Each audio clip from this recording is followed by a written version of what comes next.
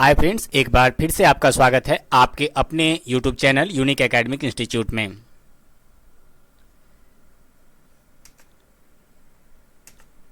मैं आपका दोस्त राहुल चौधरी आज आपके लिए लेकर आया हूं सीबीएसई बोर्ड क्लास 9th से एक बहुत ही खूबसूरत पोएट्री जेम्स क्रेकअप के द्वारा नो मैन आर फॉरेन, यानी कोई अजनबी नहीं है। फॉरेन का मतलब होता है विदेश, लेकिन अगर कविता के शीर्षक की भाषा में देखें तो कोई अजनबी नहीं है, यानी सभी एक दूसरे से रिलेटेड हैं।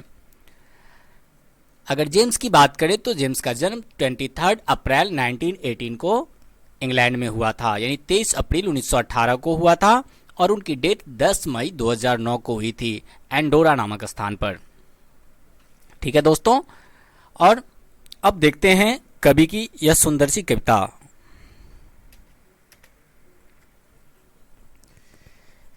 कहते हैं remember no men are strange, no countries foreign, यानी कि याद रखो कि कोई भी व्यक्ति अजनबी नहीं है और न ही कोई देश विदेश है, यानी कोई भी देश विदेशी नहीं है ना। विदेश यानी देश का मतलब हुआ यानी लैंड, और वी शब्द का उच्चारण होता है मतलब जो लैंड का नहीं हो। तो कहते हैं कि कोई भी ऐसा देश नहीं है जो विदेश हो। ठीक है, और उसके बाद क्या कहते हैं, तो उसके बाद कहते हैं विनिद all uniforms a single body breathes like ours, the land our brothers walk upon is earth like this in which we all shall lie. कहते हैं कि हमारे कपड़ों के नीचे जो एक शरीर है, अकेला शरीर जो है, जैसा हमारा है वैसा ही सबका है, और जैसे हम सांस लेते हैं वैसे ही सभी सांस लेते हैं। और हवा तो कोई बाउंडेशन रखती नहीं, हवा की तो कोई बाध्यता है नहीं, उसकी तो कोई सीमा होती नहीं है। और जिस भूमि पर हम चलते हैं उसी भूमि पर दूसरे लोग भी चलते हैं, उनके लिए दूसरी मिट्टी तो है नहीं।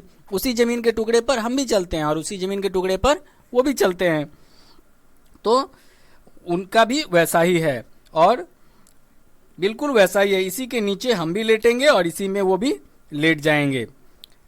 इन विच वी ऑल शैल लाई, यानी कि हम सभी को इसी के नीचे लेटना है और खत्म हो जाना है। तो कवि के कहने का मतलब है कि कोई भी जो व्यक्ति है वो अजनबी नहीं है, यानी बिल्कुल वो हमारे जैसा है, और कोई भी देश विदेश नहीं है, यानी कोई भी लैंड जो है वो लैंड ही है। लैंड्स यानी देश, तो वो भूमि का टुकड़ा जैसा हमारा है वैसा ही दूसरे का भी है, और जैसा हमारा शरीर है वैसा ही उनका भी शरीर है, और जैसे हम सांस लेते हैं वैसे वो भी सांस लेते हैं। The two aware of sun and air and water।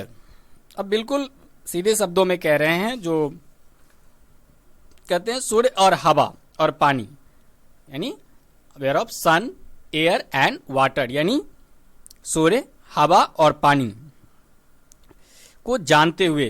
अब कहते हैं are fed by peaceful harvest by war long winter starved, their hands are ours and in their lines we read a लेवर not different from our own, यानी कहते हैं कि वे सब शांति से उत्पन्न हुए, यानी वो सभी चीजें वही काम करते हैं। जैसे हमारे यहाँ क्या करता है, सूर्य तो रोशनी प्रदान करता है, हवा क्या करता है, सांसें देता है, पानी क्या करता है, हमारी प्यास बुझाता है, वैसे ही फसलों को भी वो सभी सींचते हैं और फसलों की भी सुरक्षा यही सब करते हैं। तो जैसे हमारे यहाँ करते हैं वैसे ही दूसरों के यहाँ भी करते हैं। और युद्ध की लंबी सर्दी से बहुत सारे ऐसे हैं जो जैसे हम मरते हैं वैसे ही दूसरे भी मरते हैं।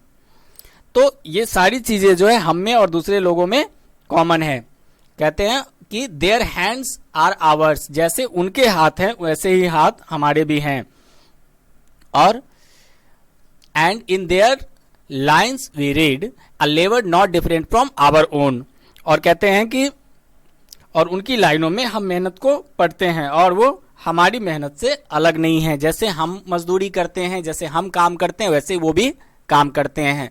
तो यानी कि कुल मिलाकर के हम में और दूसरे लोगों में, जो लोग भूमि के दूसरे टुकड़े पर रहते हैं, यानी हमसे दूर रहते हैं, जिनसे हम जुड़ नहीं पाते हैं, यानी कि एक देश से दूसरे देश की सीमाओं में होते हैं, उनमें और हम में कोई अंतर नहीं है। ना ही उनमें हम में अंतर है, ना उनकी हमारी जीवन शैली में अंतर है, और ना ही वहाँ की प्रकृति में अंतर है।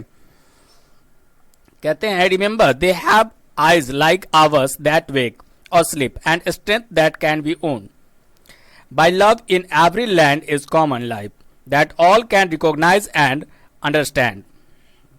कहते हैं कि याद रखो, यानी रिमेंबर याद रखो कि हमारी जैसी आंखें हैं जो जागती हैं और सोती हैं, और ताकत को याद रखो जिसे प्यार द्वारा जीता जा सकता है। हर एक स्थान पर आम जीवन है जिसे सभी पहचान सकते हैं और समझ सकते हैं। तो कवि का कहना है कि हमें यह याद रखना चाहिए कि जैसे हमारी आंखें हैं, जैसे हम सोते हैं और जगते हैं, वैसे ही दूसरे लोग भी सोते और जगते हैं। जैसे हम अपने व्यवहार से, अपने प्यार से दूसरों का दिल जीतते हैं, वैसे वो भी जीतते हैं। तो ये हमें हमेशा याद रखना चाहिए कि जैसे हम लोग आम जीवन जीते हैं, जो हमारी दिनचर्या होती है, वैसे उनकी भी दिनचर्या होती है। उनकी कहने का मतलब कि उन लोगों को जिन्हें हम फॉरेनर यानी विदेशी समझते हैं, यानी दूसरे एलियन समझते हैं, दूसरे प्रकार का समझते हैं, उनके बारे में कभी कह रहे हैं कि मानव जाति जो है, चाहे वो कहीं भी निवास करती है, तो वो बिल्कुल हमारे आपके जैसी ही है, उसमें और हम में कोई अंतर नहीं है। कहते हैं let us remember whenever we are told the hate our brothers it is our self that we shall dispossess betray condemn betray condemn remember we who take arms against each other। कहते हैं कि let us remember, इसलिए क्या कहते हैं कि हमें याद रखना चाहिए, आओ याद रखें जब कभी हमें हमारे भाइयों से घृणा करने के लिए कहा जाता है। यानी जब खास तौर से यह कविता अभी के समय में भी बहुत ही महत्वपूर्ण है, क्योंकि चारों ओर एक दूसरे के प्रति जो द्वेष और घृणा की भावना बढ़ रही है, उसमें कभी हमें कहते हैं कि हमें याद रखो कि हमें जो हमारे भाइयों से यानी मानव जाति से घृणा करने के लिए कहा जाता है, यह हम ही है जो अपने आप से अलग होंगे। तो हमें ऐसा नहीं करना चाहिए, क्योंकि अगर हम किसी भी प्राणी, मानव जाति से कि किसी भी व्यक्ति से घृणा करते हैं, धोखा देंगे या उसके साथ किसी प्रकार का दुर्व्यवहार करते हैं, तो निश्चित रूप से हम अपने साथ ऐसा कर रहे हैं, क्योंकि वह भी हमारे जैसे ही हैं। तो हमें ऐसा नहीं करना चाहिए, इसलिए हमें अपने आप को धोखा नहीं देना चाहिए। अगर हम ऐसा करेंगे तो क्या होगा कि हम अपने आप से अलग होंगे, अपने आप को धोखा देंगे और अपने आप को ही हम गिल्टी ठहराएंगे, यानी दोषी ठहराएंगे। इसलिए हमें ऐसा नहीं करना चाहिए। हमें किसी व्यक्ति से घृणा या द्वेष की भावना नहीं रखनी चाहिए, चाहे कोई भी हमसे कहे। यहाँ पर एक बात हमें निश्चित रूप से कवि की माननी चाहिए। जो राजनीतिक परिदृश्य होता है वो क्या करता है, लोगों के अंदर द्वेष और घृणा की भावना को जागृत करता है। तो हमें इस बात को याद रखना चाहिए कि उसमें उनका व्यक्तिगत लाभ हो सकता है, लेकिन हमारा नहीं है। इसलिए हमें चाहिए कि हम उनकी बातों पर ध्यान न दें, क्योंकि कभी भी कह रहे हैं कि अगर हम उनकी बात को मानेंगे जो हमसे कहते हैं और हम ऐसा करेंगे, तो हम क्या करेंगे, अपने आप से अलग हो जाएंगे, अपने आप को धोखा देंगे और अपने आप से ही घृणा भी करेंगे और फिर अपने आप को ही दोषी भी मानेंगे।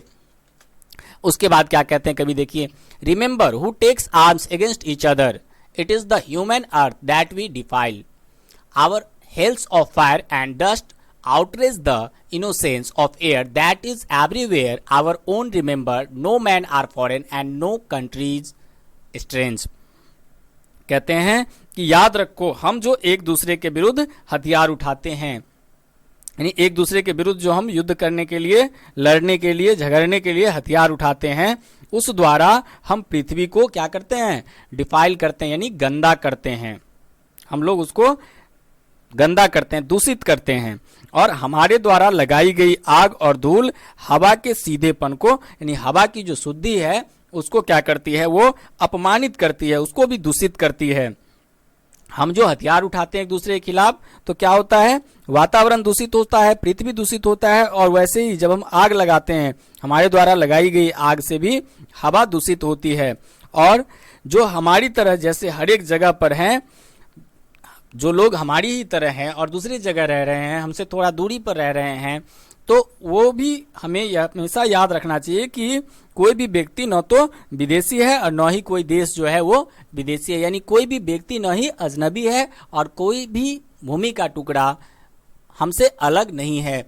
तो कभी हमें जो आपसी द्वेष और घृणा की भावना है लोगों के मन में, या हम जो आपस में एक देश दूसरे देश से चाहे सीमा रेखा के लिए हो या अन्य कारणों से जो आपस में लड़ते रहते हैं, उसको लेकर के कभी हमें आगाह करते हैं और कहते हैं कि हमें आपस में नहीं लड़ना चाहिए, क्योंकि हमको खुद से लड़ने का कोई मतलब नहीं बनता है और दूसरे लोग भी जबकि हमारे ही जैसे हैं तो उनसे हम क्यों लड़ें, और इसलिए हमें किसी से नहीं लड़ना चाहिए। कवि का मानना है कि पूरी जो धरती है वह एक ही है, इसलिए संपूर्ण विश्व एक परिवार है, और ऐसी सोच कवि की है, ऐसी उन्नत सोच कवि की है।